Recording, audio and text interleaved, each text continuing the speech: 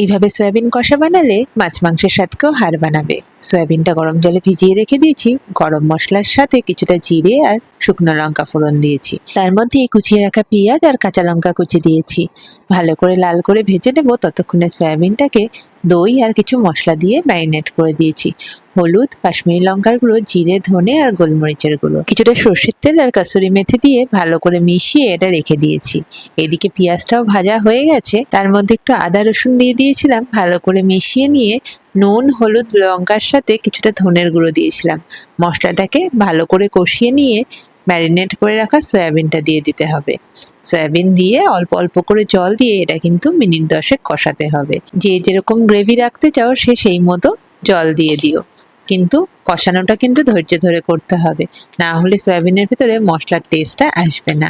সবকিছু হয়ে গেলে ফ্রেশ ক্রিম আর কাসুরি মেথি ছড়িয়ে এটা নামিয়ে নিও। ধনেপাতা থাকলে সেটাও দিতে পারো। খেতে কিন্তু দারুণ হয়। এইভাবে একবার সয়াবিন কষা কিন্তু বানিয়ে দেখতেই হবে। রেসিপিটা ভালো লাগলে কিন্তু একটা লাইক শেয়ার করতে একদম ভুলো না।